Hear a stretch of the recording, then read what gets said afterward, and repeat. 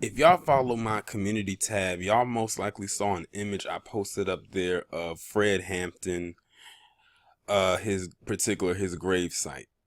And it looks something like this, but if you notice, something is a little different. On the picture y'all saw, it had a picture of the Pan-African flag, the red, black, and green flag, and it had some coins sitting on top of that particular grave site. On this one, it's not there. Did a new tombstone, or if this is or maybe they kept it exactly the same and they never changed it, because stuff like that costs money to have those replaced. So based on how the bullets look on this one, it looks like they are about the same. But as you can see, when his tombstone was created, it did not have all of those markings, or that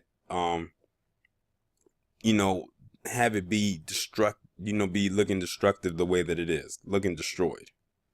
That's because some of these palm-colored Neanderthals took it upon themselves to deface this man's tombstone.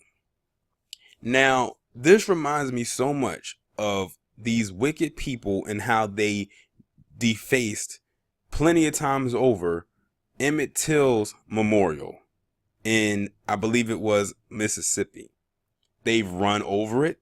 They've shot at it. They probably slashed it a couple of times, and they continue to put it back up. And every time they do it, they continue to do so. What this tells me is that even in death, they hate us, especially when it's a reminder and a reflection upon them of the wicked ways that they have. Emmett Till to them represents how wicked they could be based on what a lie can be put out as far as widespread across the world because of what Carolyn Bryant did. They know what they did was messed up. They know they were wrong, dead wrong. And it haunts them to this day. And they don't like seeing that because it's a reminder. They hate being reminded of the stuff that they do. Why do you think they hate when we bring up racism? They do everything they can to deflect. They are masters of deflection. Now you look at Fred Hampton Sr. Now his is a very interesting case because while he was a chairman of the Chicago branch of the Black Panther Party and probably one of the most famous ones ever, he was very young and ambitious. He was 21 years old when he was killed, I believe. Early 20s, very young. He was killed in 1969. In his home while his wife and child lay next to him. And he was killed, and I believe another member was killed. And you can thank, you can thank that coon William O'Neal. Now, may he, and I'm gonna use one of Harvey's lines, may he rest in hell, because he was the one that orchestrated it. They always got to get one of them tap dancing, corn shucking, and bootlicking Negroes to help them take out one of their own so they can keep their hands clean, or try to. But what's interesting about Fred Hampton is that his words were so powerful that he wasn't only able to get to just black people, but he was able to reach out to other races of people, and they hated that.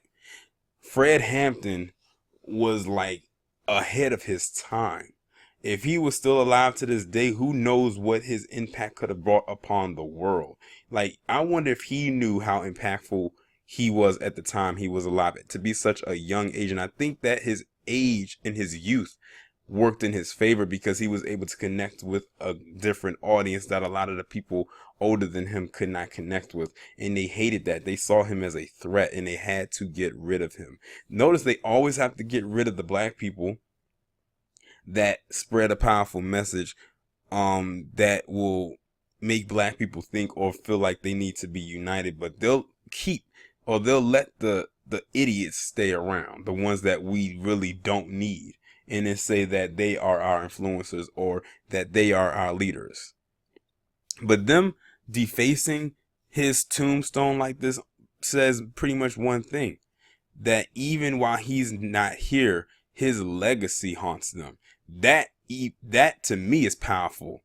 Of course, he's not here to experience that for himself, but in the spirit realm, if there is one, if he was able to see this, he will probably be laughing right now. Like, wow, even when I'm not here, I'm still on their mind. That's crazy when you think about it. But that shows you how much of an impact you have.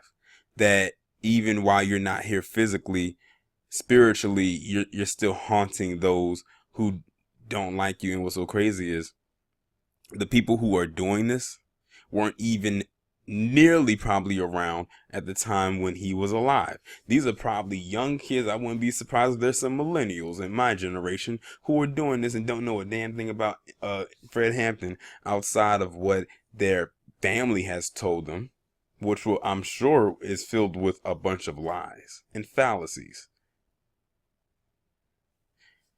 That's how that birth of hate keeps going, because they have to keep it going because they really don't have anything else going for themselves. So hatred is for them the way to go. But y'all let me know what you think about this down in the comments. Like, share, subscribe. The links will be in the description. I'll talk to you in the next one.